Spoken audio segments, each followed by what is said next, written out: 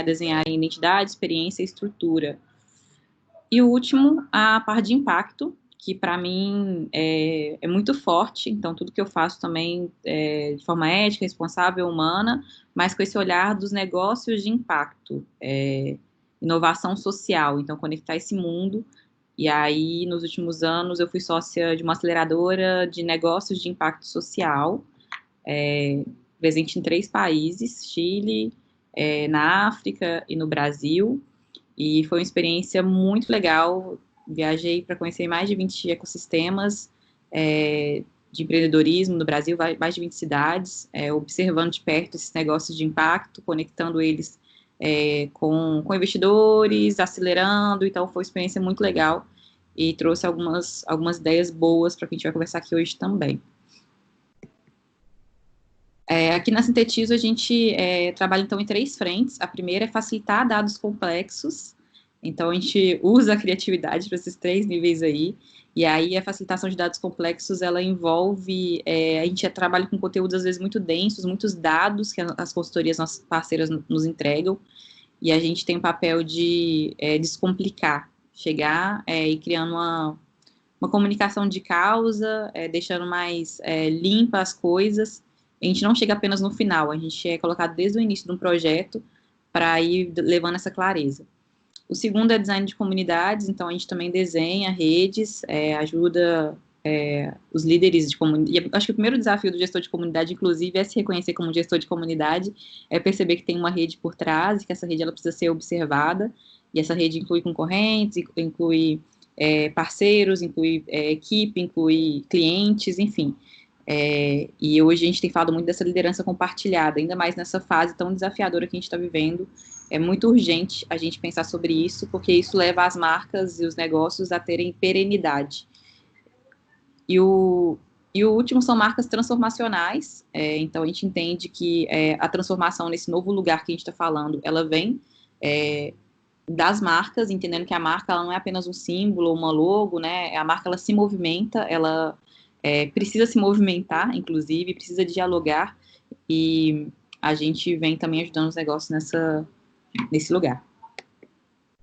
E aí a gente acredita muito que a clareza ela é o próximo nível da inovação. Então a gente vem falando de design thinking, a gente vem falando de, às vezes, essas ferramentas, mas no final a simplicidade, a clareza, isso muda o jogo, porque não tem nada mais legal do que alguém olhar para a sua ideia ou para o que você está falando com respeito, porque você consegue ser claro. Então, isso muda o jogo, ajuda as pessoas a participarem melhor com a gente, co-criarem melhor com a gente, e propagarem melhor o que a gente faz também, né? Porque esse é um grande desafio. Como que as pessoas te indicam sendo que elas não sabem o que você faz? Então, esse é um outro cuidado. A gente também tem uma ferramenta de gestão de comunidade, que a gente usa o Canvas, que é uma ferramenta que foi feita junto com vários líderes de comunidades em vários lugares do mundo, e ela ajuda a gente a desenhar identidade, experiência e estrutura de redes, então a gente usa isso. Então, semana que vem, aproveitem, pesquisem um pouquinho mais sobre isso, separem as dúvidas para levar para a Jennifer, porque isso daqui é jeito de fazer, isso muda o jogo mesmo.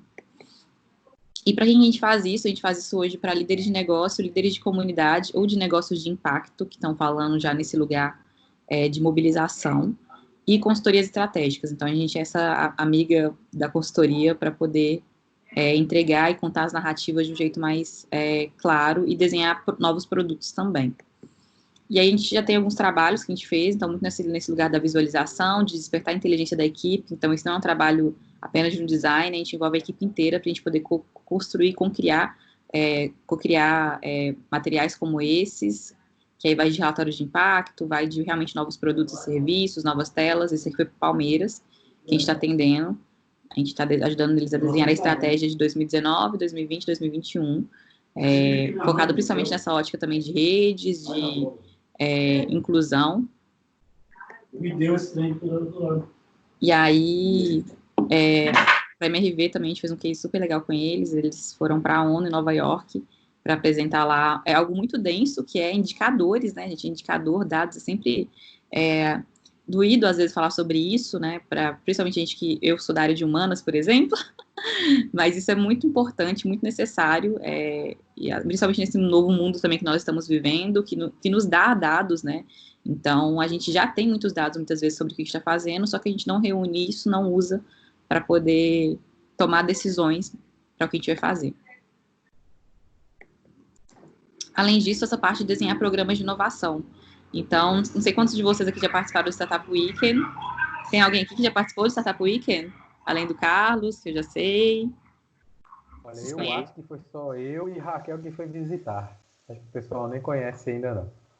Ah, legal. É uma rede global que eu e o Carlos a gente faz parte, a Raquel também agora, que une também empreendedores de vários lugares do mundo e desenvolve as startups em 54 horas. Então, pegue a ideia de vocês num final de semana, sexta, sábado e domingo, e a gente faz essas ideias acontecerem. A galera prototipa, vai para a rua, conversa com os clientes, vende nesse final de semana. É muito intenso e nos aproxima muito dessa linguagem da inovação, da tecnologia.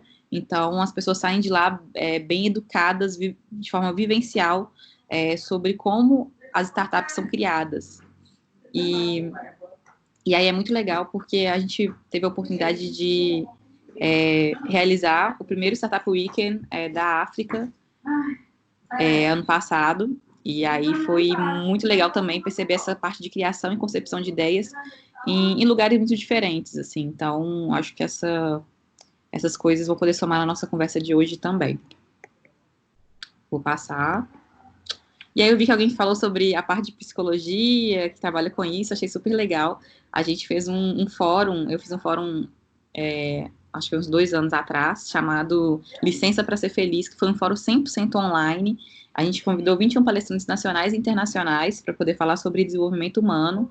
E aí, assim que a gente fez 21, foi 3 dias de conteúdo, e após essa parte de conteúdo acabar, a gente abriu o nosso carrinho de vendas, que é onde a gente vendia todo esse conteúdo pro pessoal, mais todos os bônus que a gente conseguiu no processo. E aí foi uma experiência muito boa, porque a gente conseguiu reunir grandes nomes para poder falar sobre a inteligência emocional, falar sobre, enfim, todos esses níveis aí inclusive, para mim, uma das pessoas que... A Monja Coen, não sei se vocês conhecem, ela veio, o Eduardo Chiachique, e a Eduarte, que era uma pessoa que ele cuidava também da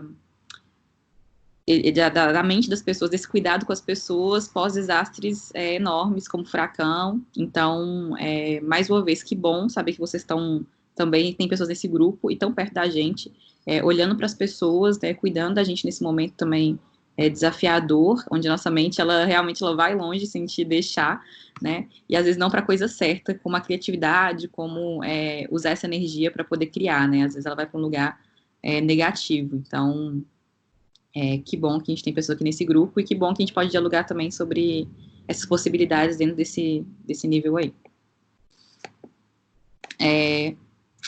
E aí eu queria até saber quem aqui se considera criativo, não se considera criativo de jeito nenhum. Eu vou até... a gente queria que a gente abrisse o microfone aí para a gente poder falar um pouco sobre essa parte da criatividade. E aí eu queria escutar, tem alguém aqui no grupo que não se considera criativo de jeito nenhum? Ou alguém que se considera criativo, ou não se considerava e agora se considera? Me contem aí. Eu adoro o hábito, a criatividade. Tem hora que até passa a vontade de mexer com criatividade. Graças a Deus, sempre tive bastante facilidade. Teve uma coisa que você falou na sua apresentação. Estou finalizando o curso do Murilo Gun, de reaprendizagem criativa. Não sei se você chegou a fazer, mas você falou uma coisa que casou total com uma das coisas do curso, que é a questão da clareza. Que você falou que a clareza é o próximo nível da inovação. E ele fala no curso muito sobre a questão do quanto que é importante você ter definido qual que é o seu problema. Ele fala que ele perde muito tempo nessa definição, porque quando você define muito bem o seu problema, você já tem aí metade da solução, porque as pessoas ficam... quer começar a resolver logo, não perde um tempo nessa clareza, na identificação. Perfeito. Isso aí é total, assim. Ele fala sobre esse bloqueio do implícito, coisas que já estão implícitas, que A gente já acha que não precisa de falar, fica tudo subentendido ali numa reunião em algum momento. E achei bacana você trazer essa questão da clareza logo de cara, porque é uma das coisas que mais me impactou no curso, assim, essa questão que me chamou mais atenção, porque eu, assim, ele fala muito de deixar a criança interior falar, isso aí eu acho que eu sou infantil até demais, senhora, até passa. Nunca tive esse problema de ter medo de me expor, de falar, mas essa questão de perder tempo definindo qual que é o seu problema, para mim foi uma das partes mais tocantes e casa com o que você falou. A Evelyn tá contribuição para o grupo, é a Paula. A Paula, perfeito. Ótimo, ótimo. A Evelyn também a Evelyn é publicitária, achei que era eu falei, é a Evelyn. Mas que bom, Paula, total, muito alinhado. E tem alguém no grupo que não se considera criativo, que, nossa, ou se considera agora, não se considerava antes?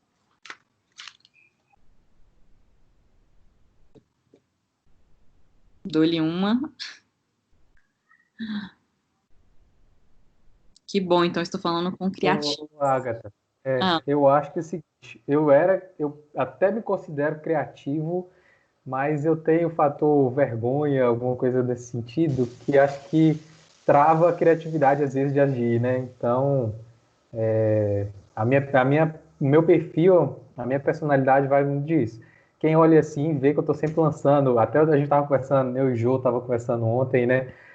A questão de usar a criatividade para enfrentar esse processo de crise, mas às vezes o cansaço, o estresse, bloqueia de uma forma assim assustadora de vez em quando. Mas, de modo geral, eu considero sim criativo. Pessoal, aproveitando rapidinho, só para poder, antes de a Agatha continuar, eu gostaria de convidar vocês, a gente está falando de criatividade e tudo mais, para fazer os stories aí, enquanto a Agatha estiver falando, marca lá o Mucuri Coworking, coloca lá Clube do Empreendedor. Eu sei que Paula faz muito isso, eu grato, viu, Paula? Já acabei de ter a notificação. Já tá Se puderem fazer isso, marca a Agatha lá e vamos meter bronca, Agatha. Perfeito. E é legal porque o Carlos, a fala dele, ele trouxe uma coisa importante, que é o ambiente, né? Como que o ambiente ele me deixa mais criativo ou menos criativo? E aí também é uma pergunta, vocês acham que o ambiente ele influencia na criatividade das pessoas? Vocês já se sentiram em lugares ou com pessoas que vocês se sentem mais criativos e com pessoas que vocês se sentem menos criativos? É uma questão para a gente poder pensar. Pegando um gancho aí na fala da Paula, do Carlos e na sua mesma, eu percebo que às vezes a gente realmente é criativo. Às vezes a gente não confia, a gente não tem tanta confiança na nossa criatividade. Nos falta essa autoconfiança para nos colocarmos no mundo. Porque muitas vezes, quando a gente se coloca enquanto criativo, a gente vai receber algumas rajadas, né, de críticas. Então, muitas vezes, por um mecanismo de defesa, a gente não se coloca. A gente não confia nessa nossa criatividade. E quando a Paula também traz o elemento, né, da nossa criança interior, lá atrás, muitas vezes, nós fomos tolhidos, nós fomos podados quando a gente se colocava como criativo. Enquanto criança, quantas vezes os nossos pais talvez não incentivaram, não valorizaram a nossa criatividade, como se isso não fosse um aspecto tão importante, né? Então, assim, eu acredito que a gente tem um ambiente interno, que muitas vezes podem ter ali nesse nosso ambiente interno alguns elementos que dificultam essa nossa exposição, né, essa nossa criatividade, essa nossa autoexpressão, e a gente também tem elementos externos que, por mecanismo de defesa, a gente vai evitar de se colocar. A crítica, né, a falta de valorização, a falta desse espaço mesmo para a gente se colocar. Então, eu entendo que tanto os elementos internos, que são as nossas características, quanto elementos externos, desses ambientes com os quais a gente pode interagir, as pessoas que estiverem nesses ambientes, são dois elementos, dois fatores assim, muito importantes para alavancar a nossa criatividade, para desenvolver. Eu entendo que mesmo aquelas pessoas que não se sentem, não se veem como tão criativas, elas podem sim desenvolver esse elemento. Perfeito. E é muito louco, porque olha só, a Adobe ela fez uma pesquisa e ela também foi conversar com mais de 5 pessoas em 3 continentes para poder perceber como que as pessoas também se enxergavam nesse lugar. E aí 80% das pessoas falavam, não, criatividade é fundamental, é importantíssimo ter criatividade. Isso realmente gera impacto no crescimento econômico dos países e das cidades, e do negócio, de tudo. Mas na hora de perceber se essas pessoas elas se sentiam realmente confiantemente criativas ou tinham convicção de pegar esse potencial criativo que elas acham que é importante e aplicar na vida pessoal e profissional, apenas 25% dessas pessoas falaram com convicção. Eu sou criativa, eu aplico mesmo, e pode colocar o desafio que eu vou pensar sobre ele. E aí isso é muito triste, porque isso representa realmente um enorme desperdício do nosso talento, das nossas equipes. Então, isso é algo importante para a gente poder refletir. Olá, e aí, pode falar. Paula, de novo, você falou Sim. A questão se eu era da publicidade. Na verdade, eu sou assim, eu quero trazer uma contribuição para essa questão que falaram aí, que tem dificuldade às vezes de se expor, tem esse medo. Eu trabalho sempre buscando compreender de onde que vem as coisas. Eu acho que uma das minhas maiores habilidades é essa questão da curiosidade. Eu sou muito curiosa e questionadora das coisas. A criatividade, eu acredito que ela vem muito disso. Essa questão de ter medo de se expor, eu faço um paralelo sempre, que ela está ligada com o quanto você supervaloriza elogios. Se você supervaloriza elogios, se você é uma pessoa que constantemente espera que a pessoa bata palma para você, você não vai dar sua cara a tapa e falar o que você está pensando, mesmo que isso aí não seja assim, o lógico, o que precisa ser exposto no momento. Então, eu acredito que esse medo está relacionado com a sua capacidade, sua supervalorização de elogio. Para de valorizar elogio, que você vai, consequentemente, conseguir se expor mais. Acho que é uma coisa que está bem pertinente com aquilo que eu acredito. E outra questão, que o pessoal fala que não é criativo, eu acho que faz muito... O que falta nas pessoas é repertório. As pessoas se fecham no mundo dela ali e não quer pegar repertório de outras áreas. Eu fiz uma transição de carreira, eu sou engenheira agrônoma de formação, fiz mestrado em melhoramento genético de plantas, então eu vim de uma área completamente diferente. Fui dar aula, fui professora de faculdade, só que eu não conseguia me encontrar naquilo ali. Aí eu trago repertório de muitas áreas. Eu acho que a minha criatividade é fomentada por essa questão. Depois eu fui linkando várias áreas. Eu acho que isso aí é fundamental. Você olhar não só para a sua área, mas para todas as outras. Questão de conectar coisas. E é legal essa parte também de perceber de qual fonte eu bebo, né, para poder ser mais confiantemente criativo, e tem tudo a ver com o que vocês falaram, assim, essa parte do medo de fracassar, às vezes deixa a gente nesse lugar, e essa dificuldade de perceber que cada experiência, no final das contas, é uma oportunidade de aprender.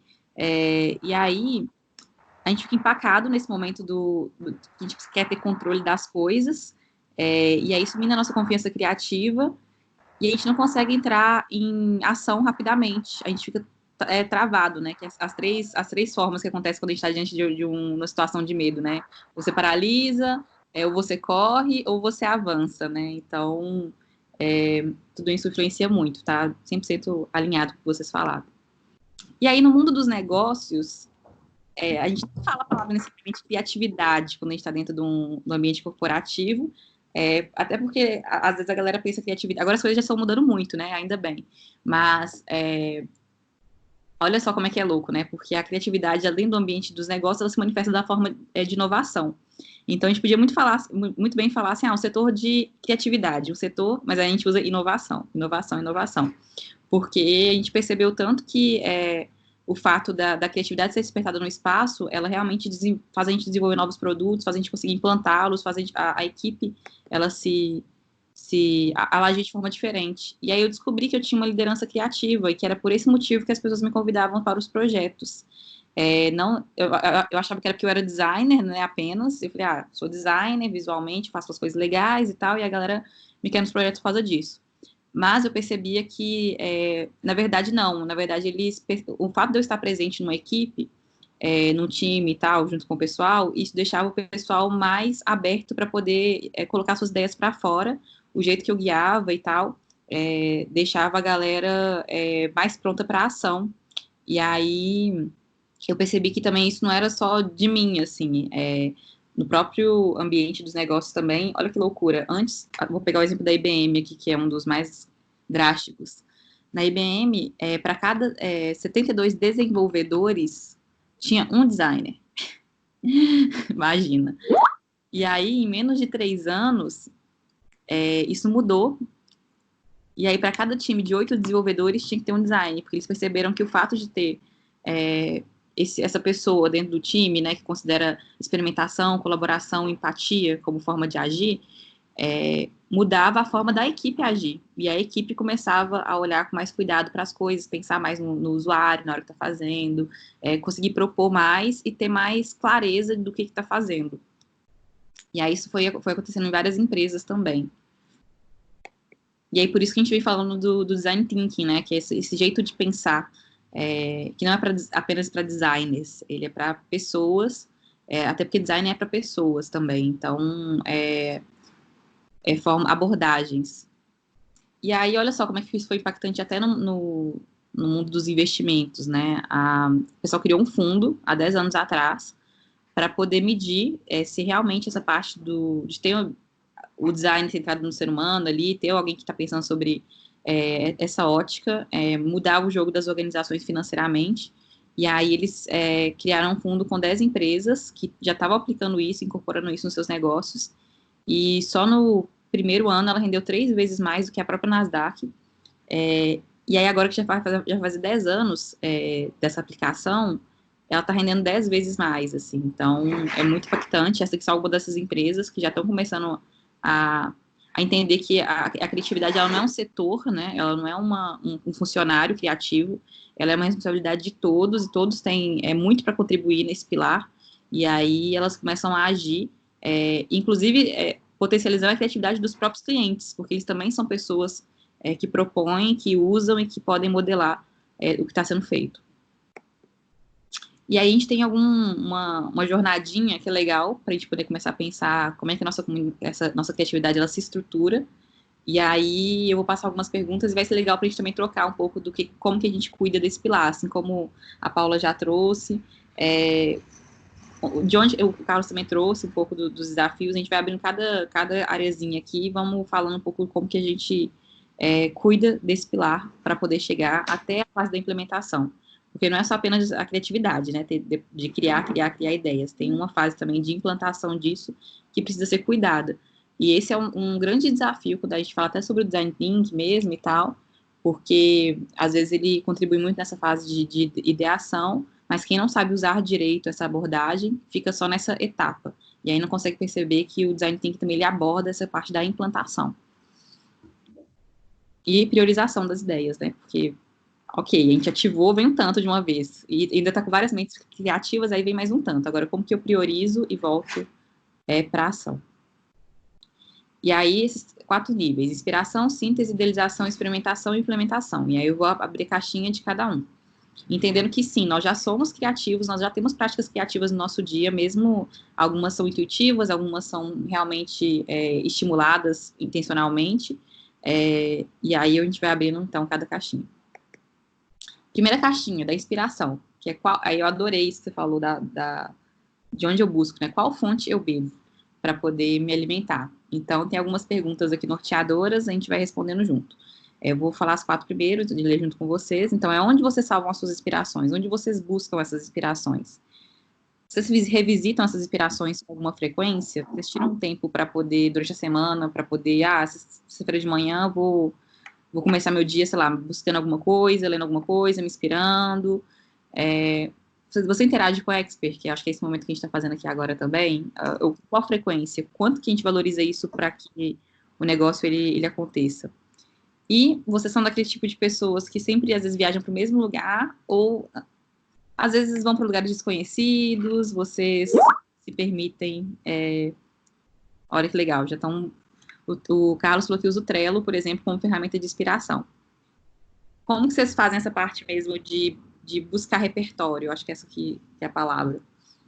A Paula já falou da dela, dos lugares, que é essa parte do próprio repertório de diferentes áreas que ela bebeu, né?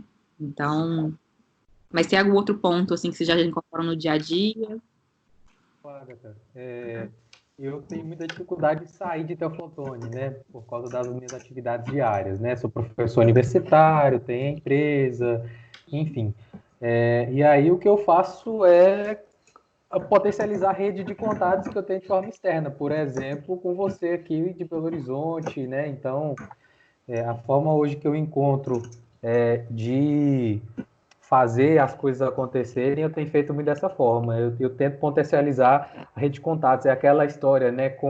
Hoje em dia, com 3 contatos, você consegue chegar em alguém na China, de tão fácil que essa globalização ela teve, né? E hoje isso é o que impulsionou muita gente, por exemplo, a abrir um coworking. Quando a gente foi estudar, por exemplo, o meu negócio para poder abrir, a maioria dos donos de coworking, ou que falava de inovações e startups na época que eu comecei, eram gente que já tinha viajado para outras partes do mundo. Era assim, 90% da galera já tinha viajado, já tinha vivenciado, já tinha uma rotina, já estavam começando a falar sobre essa onda do nômade digital, enfim. E eu nunca tinha feito isso, né? Então, eu nunca saí daqui, no máximo que eu fui ali em Nova Viçosa, em Belo Horizonte, né? E no máximo uma vez em São Paulo. Então, o que eu consegui é tentar aproveitar a rede de contatos para fazer esse eco aumentar e conseguir captar. Então, a inspiração, ela parte toda desse princípio. Legal. Vi que algumas pessoas também já mandaram aqui o que fazem. Deixa eu voltar só para a gente poder ver. O Trello, ferramenta, bloco de notas, as pastas do PC, grupo de comunicação. Inclusive essa parte do próprio benchmark, né? Como que a gente cuida dessa parte de fazer de fazer uma comparação com com as pessoas no mercado que nos inspiram. A gente faz essa lista em algum lugar, deixa isso salvo, a gente revisita para ver o que a galera está mudando, melhorando. São essas formas aí também de captar a parte de inspiração. E aí, a gente está falando do Pinterest. A gente também tem uma ferramenta de inspiração. Ele tem imagens, várias imagens que a gente pode ir salvando e colocando o que a gente gosta, o que a gente não gosta. É legal para a gente realmente refinar, né, o nosso olhar e boas práticas. Então, também tem meu Pinterest aqui, que eu vou salvando várias coisas, desde looks, assim, roupas que eu gosto, até realmente ideias e imagens também, visuais. Então, cada vez que a gente abre um projeto, a gente faz um Pinterest do projeto, vai pegando coisas que a gente acha que dialoga com isso e reunindo nossas inspirações, nosso repertório. Então, isso muito do jogo. Deixa eu voltar. E também. Então,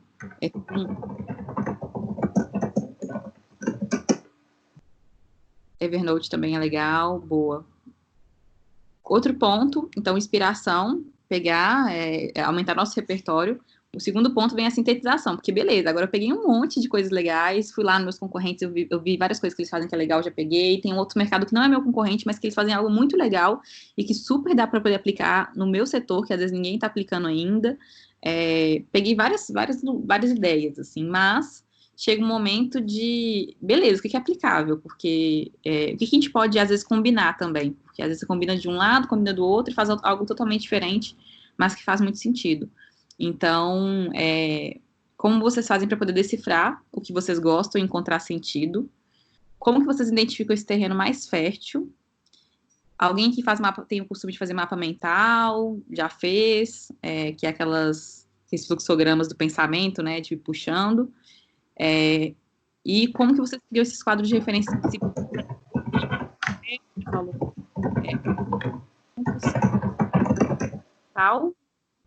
Tem esse hábito também para poder entender melhor tudo que buscou, organizar as ideias, ver o que linka com o quê.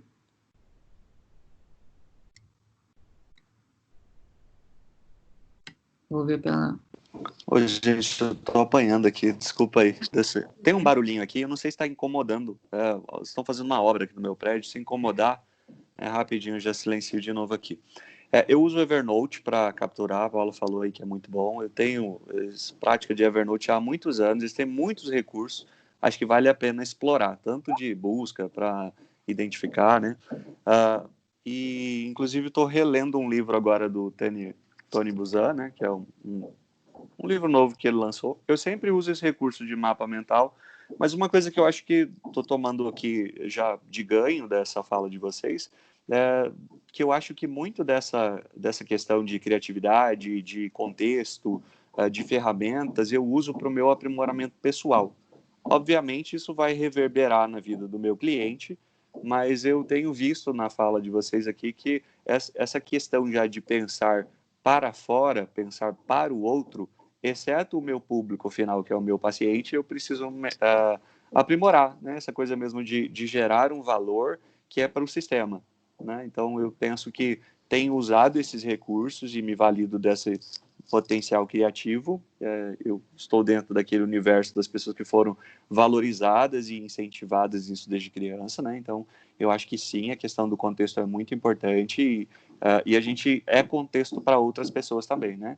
Que a gente consiga estimular outras pessoas à criatividade, nesse sentido também que a gente está fazendo agora, né, de sugerir ferramentas, caminhos, instruções, mas eu já tenho tomado um ganho para mim aqui dessa fala de vocês, que é essa questão mesmo de pensar para o outro, né, logicamente saindo desse universo que eu estou dizendo do meu cliente, né, do meu paciente. Então, eu sempre fico criando maneiras novas de dizer a mesma coisa, maneiras que tenham mais a ver com a realidade deles, maneiras de gerar ferramentas e facilitar caminhos dentro de cada estrutura, porque acho que não tem uma resposta única, né? As pessoas são muito únicas. Mas, enfim, já é um ganho que eu captei para mim aqui. Obrigado.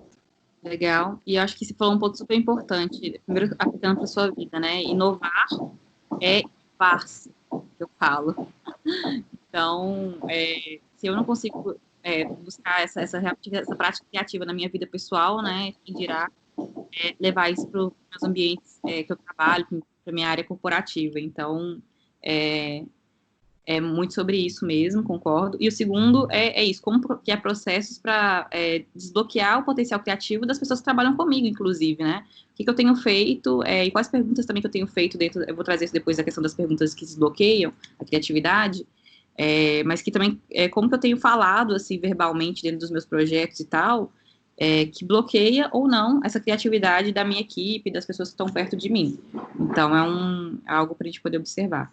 Então, ok, a gente foi se inspirar, a gente reuniu essas informações, entendeu o que às vezes é mais, o que faz mais sentido, o que faz menos sentido, entendendo que não apenas fazer Ctrl-C, Ctrl-V de projetos, a gente realmente precisa cruzar essas informações, né, e perceber o que é aplicável para a gente hoje. A gente começa essa fase de idealizar, então, até então, eu peguei as inspirações, reuni elas, entendi quais das inspirações eram mais... dialogavam mais comigo, com o meu negócio, com o meu projeto.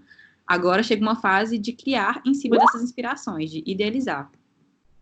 Ótimo, a Paula está colocando algumas ferramentas aqui também para a gente poder mapear depois.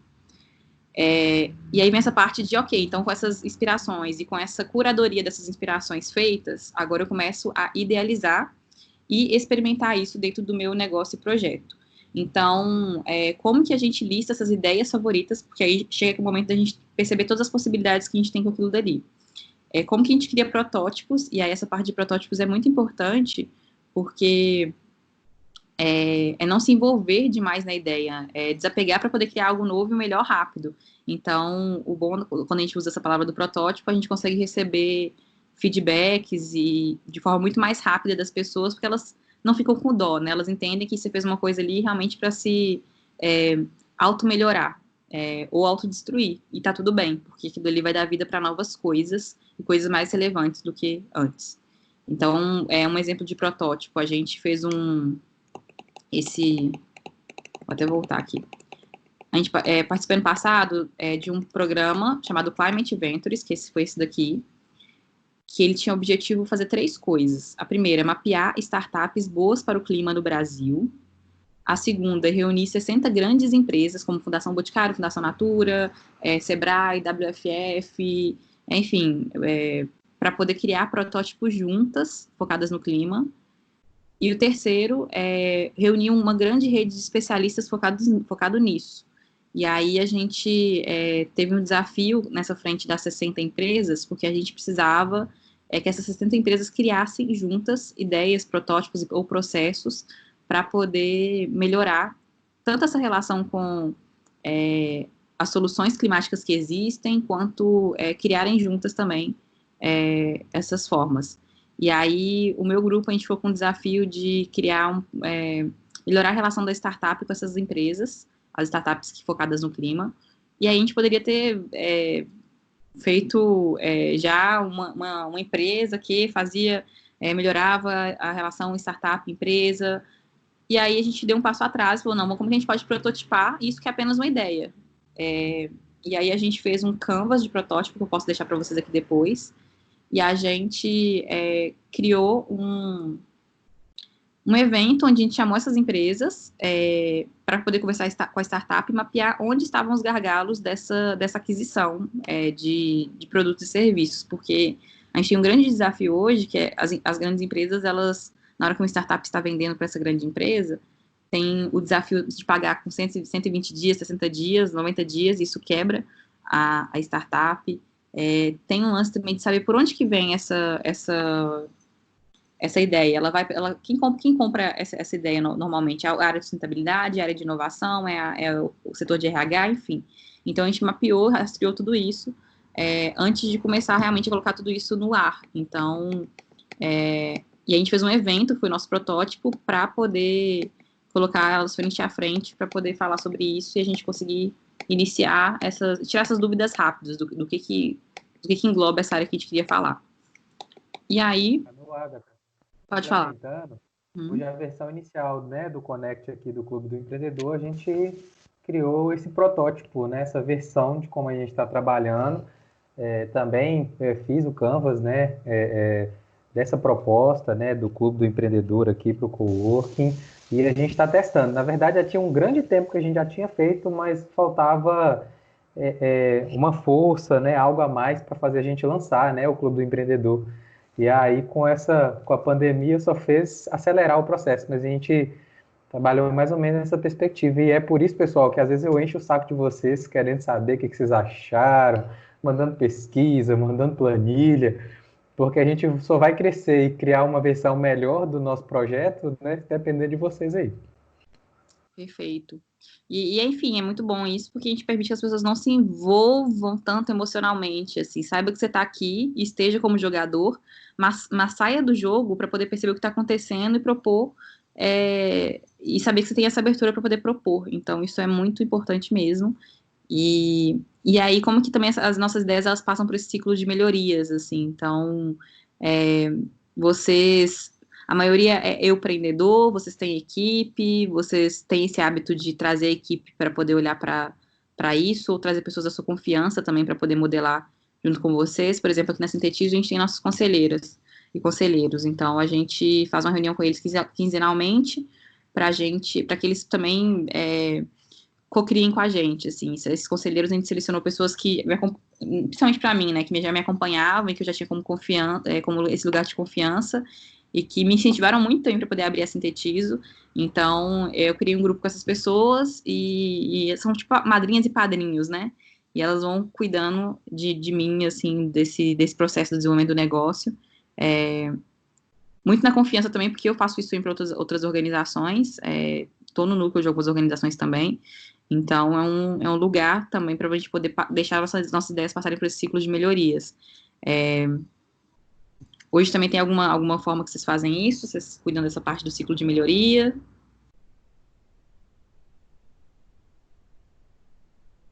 Os próprios formulários, vocês têm o hábito de mandar formulário também para o cliente de vocês, pesquisa de satisfação? Já tentei, nunca consegui. Queria, mas ainda não faço. Já faço e não deu muito certo.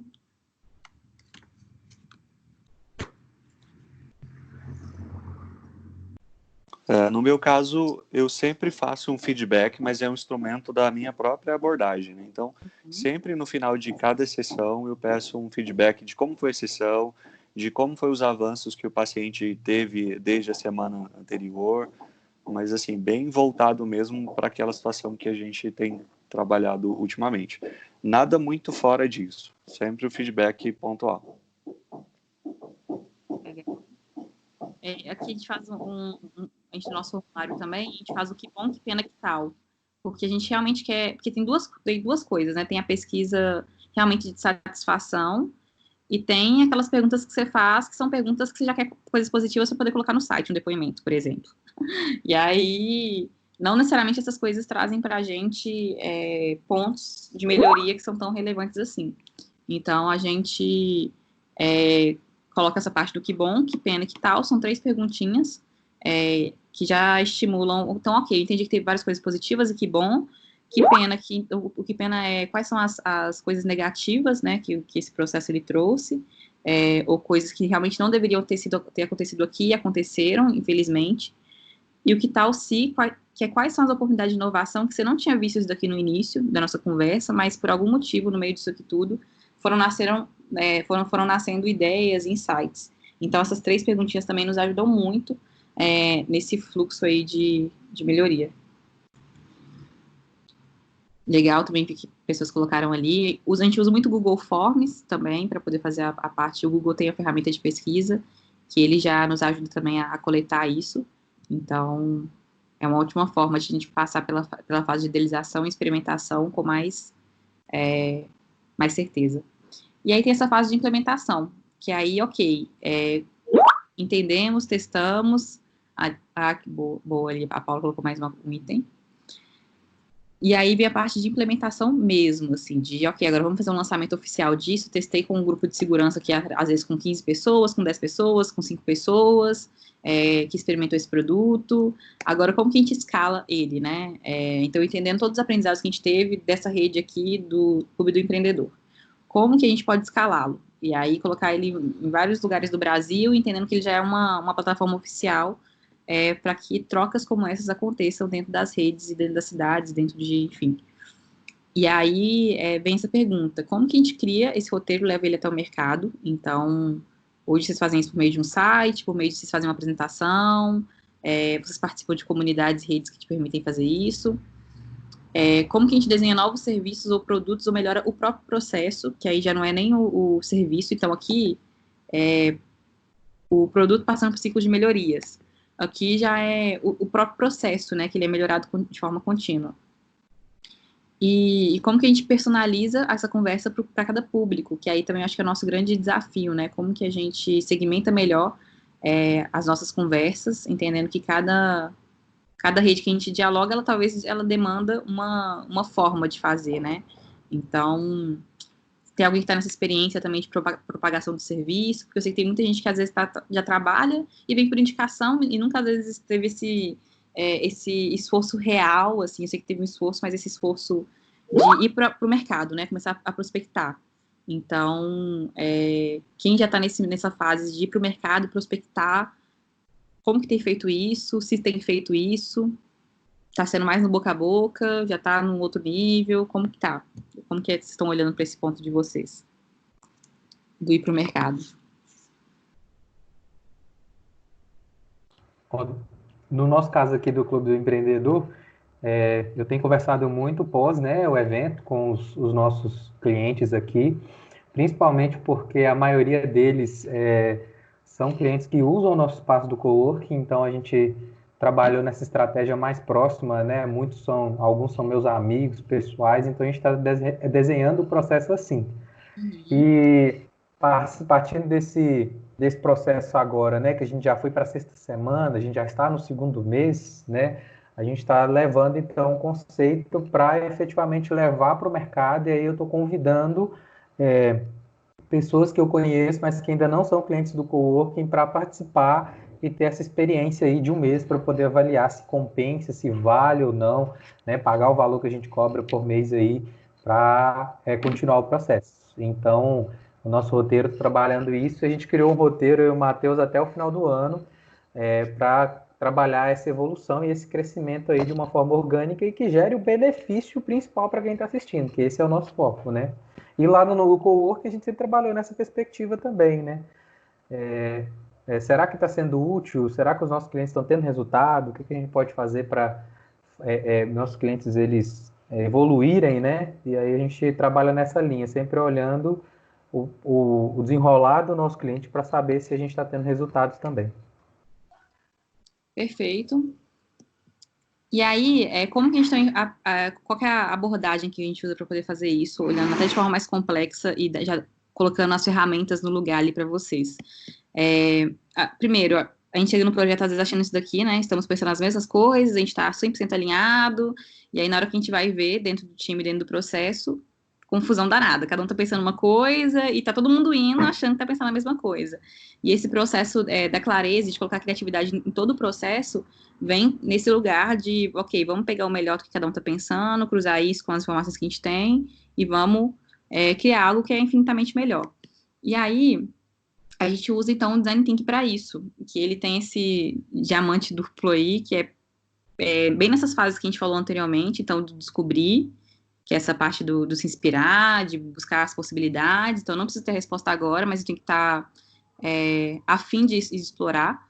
O definir, que é, ok, agora eu já fui lá, né, busquei o máximo de informações possíveis, agora eu tenho que começar uma votação, definir qual é a ideia implementável, priorizar, depois de desenvolver, e aí colocar isso na roda, deixar um grupo, né, seguro, às vezes testando isso por um tempo, para depois entregar. Então, a gente faz essa parte de convergir e divergir, para poder chegar lá. E sempre unindo esses 3 pontos, que é, eu crio do nada? Não, a gente cria com base no negócio, em pessoas, que é a necessidade das pessoas, e quais são as tendências do mercado, as boas práticas, as tecnologias inteligentes para isso. Se a gente for só por um lado, a gente vai dar ruim. Então, se eu for só pelo lado do negócio, o que o negócio quer, o que o negócio precisa, o que eu, como empreendedor, pela minha história, lá, você pode criar um Frankenstein, que são coisas que as pessoas não precisam. Se você for só pelo lado das pessoas, de ouvir o seu usuário, você pode criar coisas que as pessoas mentem, né? Também tem esse ponto. E aí tem que cruzar informações. Então, você pode ir só criando coisas que as pessoas querem, e chega um momento que você não está fazendo mais nada do que você queria, ou do que era a sua intenção, porque você se permitiu ser tão... não falo nem na palavra não é flexível, mas tão maleável, talvez, no processo, que você já não sabe nem quem é você. Porque cada pessoa dá um feedback, você ia para um lugar totalmente diferente. Então, é importante fazer uma curadoria disso. E o último, você falar assim, eu quero ir pelas tendências do mercado. Eu quero que o meu negócio seja igualzinho àquele dali. Mesma coisa. Você também vai ir para um lugar obscuro, porque se a pessoa criou aquilo dali, é porque ela tinha uma história, uma narrativa, uma rede que permitiu que ela fosse para aquele lado e usasse aquele tipo de tecnologia. E aí, se você tenta, às vezes, absorver 100% daquilo sem cruzar com o que seus clientes precisam, sem cruzar com o que você precisa, dá ruim. Então, é importante que a gente tenha esses 3 olhares aí. E essas ferramentas, essa forma de fazer, nos ajuda a reunir isso de forma mais organizada. E aí, olha só como é que isso se desdobra, as ferramentas em cada etapa. Vocês falaram sobre alguns e tal, e algumas vão até cruzar com esse processo aqui mesmo. Na própria metodologia do Design Thinking, né, de pensar de forma que envolva experimentação, colaboração e empatia, para poder fazer e ser mais assertivo num curto prazo de tempo, a gente envolve essas ferramentas que são ferramentas, assim, aplicáveis, super rápidas, com o time, embora pareça ser um processo muito complexo, mas que a gente consegue nos aprofundar nessas melhorias e nesse produto exato que as pessoas precisam. Então, olha só, na fase de descobrir, imersão, os próprios questionários, né, para entender o que o cliente acha, ir buscar inspirações lá fora, que é essa parte da imersão, as entrevistas, documentar melhor esse processo, então o Trello que vocês já falaram, o Evernote, fazer essas reuniões de alinhamento, porque uma coisa é estar salvo lá no seu Pinterest ou no seu perfil do Instagram das coisas que você mais gosta, ou na sua pasta do seu computador, mas como que você está compartilhando isso com quem te permite criar junto? Como que você está compartilhando isso com o seu designer, com a sua equipe, com quem precisa te ajudar ou pode te ajudar a criar essa narrativa. Ou até com o seu time, por exemplo, essa rede de apoio criativo que a gente está tendo agora. As reuniões de alinhamento, observação, depois na parte de definir, que é aquela parte que a gente falou de sintetizar. Como que a gente está fazendo essa interpretação dos resultados, identificando os temas, contando histórias, para poder entender melhor essa jornada, definindo, inclusive, nossos indicadores chaves, qual que é a nossa definição de sucesso para que essa ideia aconteça. E quais são as nossas oportunidades. Depois, na fase de desenvolver, e aí sim a gente começa a rascunhar, né, essa ideia de forma visual. Então, a gente está criando o protótipo, então tem várias formas de a gente poder criar protótipos aqui. Depois, na fase de entregar, que é como que a gente está contando a narrativa desse produto, como que a gente está obtendo esse feedback dessa fase, que não é de tudo, né? E como que a gente está fazendo esses testes AB, porque a gente pode falar assim, eu vou experimentar, e aí com esse público eu vou agir dessa forma, com esse público eu vou agir de outra forma, e eu vou comparar quem está performando melhor, para mim poder colocar isso como processo. E no último, como que eu estou compartilhando esses aprendizados, mostrando para meus clientes que eu estou melhorando a cada dia, que a gente está fazendo evoluções, que a gente está descartando também coisas que foram colocadas e que talvez não sejam relevantes, mas como que a gente dá essa resposta para as pessoas, e a gente envolve mais redes ainda, para que a gente consiga escalar, e é muito importante que a gente lembre as pessoas realmente o que mudou, mesmo que essas mudanças elas sejam sutis e tal, porque é isso que nos ajuda a construir essas redes de interesse e essas comunidades fortes, que é o que faz a gente virar o jogo, mesmo quando o nosso produto já não faz mais sentido para o mercado. Essas pessoas, inclusive, nos ajudam a criar novos produtos e ir para novos caminhos. E aí é muito sair desse lugar do eu não consigo, para o como nós poderíamos. E essa pergunta ela é poderosíssima, porque o como, ele faz a gente parar de olhar para o resultado final, porque eu não consigo, você pensa assim, você já pensa no resultado final e fala, eu não consigo, não tem jeito.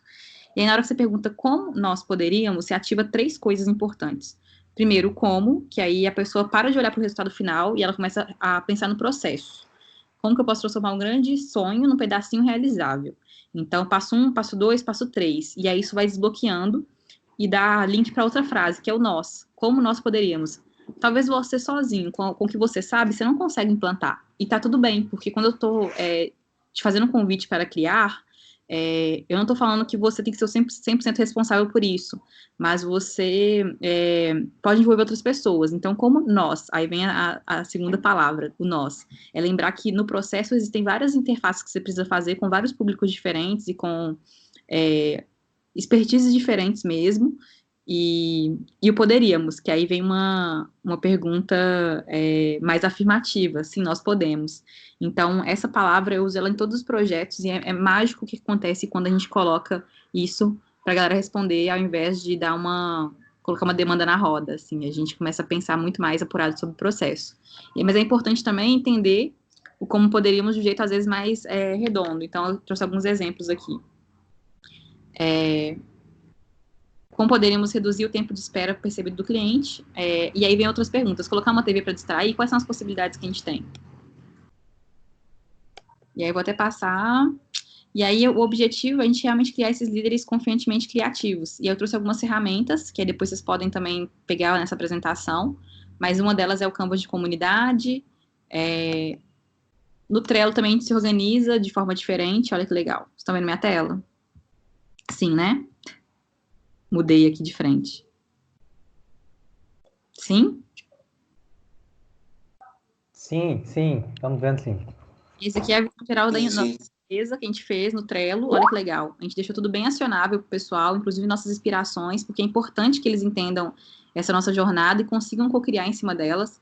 Então, no começo aqui, a gente tem a nossa história, em que acreditamos, nossos valores, quem nos inspira. Então, a gente deixa tudo bem acionado aqui para o pessoal.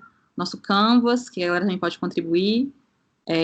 Sobre a equipe, então a gente deixa também aqui bem claro quem que são as pessoas que a gente pode confiar para poder criar junto e quais são as habilidades de cada uma dessas pessoas. A gente deixa nossos materiais todos padrões aqui bem redondinhos, inclusive assinatura de e-mail para a galera pegar e usar. E a gente tenta não travar nada, assim, deixar muito aberto para que o pessoal consiga entrar, co-criar e absorver as coisas que a gente tem.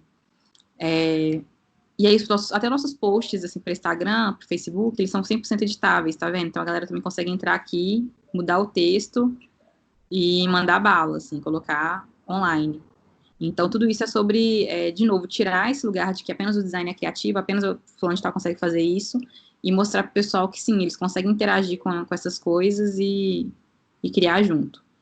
E eu trouxe para vocês também uma ferramenta colaborativa que é o Div, que é um kit que ele tem todas as etapas de como vocês podem começar a aplicar essas ferramentas, passo a passo, para o momento que vocês estiverem. Então, por exemplo, quero olhar para frente, quero desenhar nossa visão de futuro. Aí ele traz algumas ferramentas. Quero desenvolver um plano com clareza. Ele traz algumas ferramentas, inclusive uma muito conhecida, que é a matriz fofa, né? Forças, fraquezas. Quero esclarecer minhas prioridades. Quero coletar informação dos outros. E aí você consegue já perceber como que usa, como que foi aplicado nos projetos e como que você já pode começar hoje colocando isso dentro da sua organização para modelar o produto, melhorar ou gerar novas ideias. E aí eu trouxe também aqui só mais algumas inspirações, então livros, tem o livro da Confiança Criativa, que para mim ele também é quase uma bíblia, Ascensão da classe criativa, que mostra também esse papel das pessoas, da criatividade num novo mundo. O Manual do Design Thinking. O Canva.com, que já é focado na parte visual, que eu imagino que alguns de vocês já usem, mas é uma forma também de vocês não travarem esse lugar e conseguir usar material para poder contar melhor essas narrativas que vocês estão criando, reportar para o cliente as coisas novas que vocês estão fazendo. Inclusive tem o slide de Carnival também, que é para você criar essa parte de apresentações, já deixa vários padrões bem bonitões lá para vocês começarem a usar e praticar essa questão de pensar novo. Playcity.net para poder fazer protótipos, colocar tipo sua tela dentro do computador como se a pessoa estivesse usando. O ícone, para você conseguir Flaticon, que é um site também gratuito de ícones que vocês podem pegar, copiar e colar, e são 100% gratuitos, então, e tem de várias formas, só você pesquisar a sua área que ele puxa, vários ícones legais, para a gente poder ser mais visual. E eu acredito muito nisso, assim, que o mundo ele muda uma conversa por vez. Se a gente der mais espaço para que as pessoas consigam ser confiantemente criativas, a gente consegue, mais do que olhar, pensar grande alto, pensar grande horizonte, que é o que eu já posso usar, que está na minha frente, às vezes que eu nunca parei para olhar e cuidar, e conectar isso melhor para poder fazer, porque não é só ter mais dinheiro, né, dado o mundo que a gente está vivendo hoje, mas é fazer mais com o dinheiro que você já tem, com os recursos que você já tem. Então, é isso que a criatividade hoje significa para mim. E agradeço muito a confiança de vocês. Acho que nosso tempo também está meio estourado aí, mas eu deixo isso aberto, nosso fluxo de conversa e contato, para a gente poder seguir co-criando. Obrigada, Carlos. Uau, Agatha, foi sensacional, viu? Gostei demais da contribuição. Nosso horário realmente se extrapolou um pouquinho, mas foi muito enriquecedor. Pessoal, não deixem de... E mais uma vez, Agatha, agora, né, nós estamos aqui à disposição, se tiver qualquer ideia, qualquer novidade, depois eu quero sentar para poder bater um papo, eu e você aí, que eu fiquei inspirado com várias ideias. Infelizmente, eu ainda uso o tradicional ainda, o caderninho, mas daqui eu passo para o Trello para continuar as informações, mas tem muita coisa bacana. Pessoal que esteve presente, mais uma vez, grato. Não deixem de avaliar aí como é que foi a experiência de vocês. Tem um link aí, gente, 2 minutos, vale muito a pena. Vou colocar aqui embaixo de novo. Clica nele aí, faz a avaliação, é rapidinho. Isso ajuda a gente a melhorar mais o nosso clube, tá certo? E eu também me coloco à disposição, se vocês têm alguma novidade, né? Vamos estar todo mundo aí se organizando para a gente estar juntos de novo aí na próxima terça-feira, às 10 horas, com o tema, né? Estamos abertos a mudanças aí. A gente vai fazer o processo do peer-to-peer aí, né? Com os nossos próprios colegas aqui internos do clube fazendo essa construção. E o próximo, na próxima semana, a gente vai falar, então, vai ter a Jennifer aí, falando sobre esse processo de comunidade, como usar esse conceito para aplicar para os meus clientes aí, vocês fazerem vários grupos legais e talvez rentabilizar aí de uma forma legal, beleza? Pessoal, um grande abraço, Agatha, muito obrigado mesmo, foi muito enriquecedor. E é isso, gente. Um abração para vocês aí, até a próxima. Bom almoço, pessoal, obrigada. Um abraço.